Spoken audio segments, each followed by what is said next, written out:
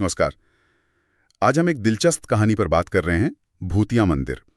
ये एक हिंदी हॉरर कहानी का अंश है। कहानी दिल्ली के पास एक गांव की है, जहां एक पुराना मंदिर है, जिसे लोग शापित मानते हैं।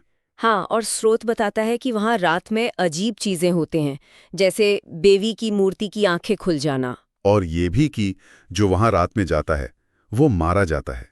ये लोक कथा है। बिल्कुल।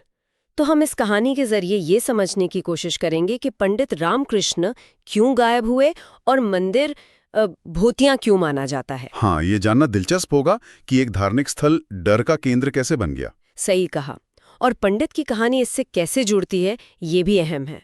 तो कहानी में जिक्र है पंडित रामकृष्ण का, जो मंदिर के पुजारी थे, और वो अचानक गायब हो गए। और गांव वालों का क्या मानना था?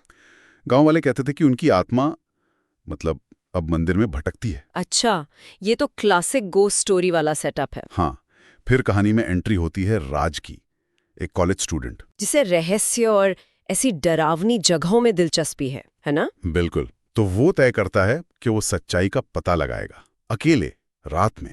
अकेले रात में उस मंदिर में? हाँ, कहानी बताती है कि अंधेरे में मंदिर का माहौल बहुत भयानक था। अंदाजा लगा सकते हो, पुराना मंदिर, रात का अंधेरा और वो कहानियां। वो अंदर जाता है, देवी की मूर्ति के पास एक दिया जल रहा होता है। और तभी मूर्ति की आंखें चमकने लगती हैं। आंखें चमकती हैं देवी की? हाँ, और हवा में एक अजीब सी गंध फैल जाती है। फिर एक आवाज, कटी हुई सी आवाज। क्या कहती आवाज? आवाज पूछती है, तुम यहाँ क्या कर रहे हो? ओ, ये तो वाकई डरावना है। और जब राज पीछे मुड़ता है तो उसे पंडित रामकृष्ण की छाया दिखती है, लाल आंखें। पंडित की आत्मा लाल आंखों वाली? हाँ, और वो छाया राज की तरफ बढ़ रही होती है। राज हिल भी नहीं पाता, जैसे पैरालाइज हो गया हो। बिल्कुल। और फिर पंडित की आवाज आती है, तुमने जो किया उसकी कीमत तुम्हें चुकानी होगी। कीमत चुकानी होगी? किस चीज की? उसने क्या किया था? यही तो, क्या सिर्फ मंदिर में घुसना ही उसका किया था या कुछ और? ये अस्पष्ट धमकी ये डर को और बढ़ा देती है। पता नहीं चलता कि खतरा क्या है। राज किसी तरह हिम्मत करके वहां से भाग निकलता है, जान बचाकर। बच गया वो, शुक्र है। हाँ, लेकिन बाद में उसे गांव वालों से पता चलता है, पंडित के बारे में पता चलता है। क्या पता चलता है? उनके गायब होने का राज? हाँ, पता चलता है कि पंडित रामकृष्ण वो देवी के प्रसाद में मिलावट करते थे। क्या? प्रसाद में मिलावट? ये तो बहुत बुरा है। बिल्कुल।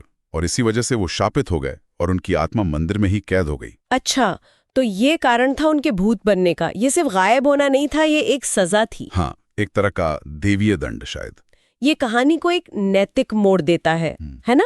मतलब ये सिर्फ डराने के लिए नहीं है, पुजारी का पाप और उसका परिणाम। सही का। प्रसाद जैसी पवित्र चीज में मिलावट, ये आस्था से खिलवाड़ है। बिल्कुल। और इसी वजह से मंदिर भी अपवित्र हो गया और वहां आत्मा भटकने लगी।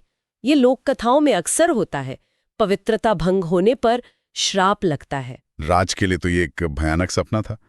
कहानी कहती है उसने फिर कभी उस मंदिर का जिक्र भी नहीं किया। समझ सकती हूँ, ऐसा अनुभव कोई कैसे भूल सकता है।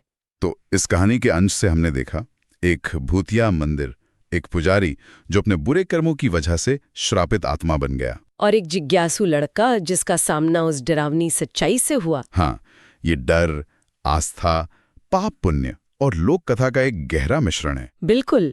और ये सोचने पर मजबूर करता है कि ऐसी कहानियां समाज में क्या भूमिका निभाती हैं, कैसे वो नैतिक नियमों को बनाए रखती हैं या डर के जरिए उन्हें लागू करती हैं। सही। पवित्र चीजों का अनादर करने का क्या नतीजा हो सकता है, ये कहानी यही दिखाती है। हाँ, और ये भी कि कैसे डर और विश्वास एक दूसरे से जुड़े हुए हैं। ये किंवदंतियां हमारी संस्कृति, हमारे मूल्यों और हमारे गहरे डरों के बारे में बहुत कुछ कहती हैं। विचार करने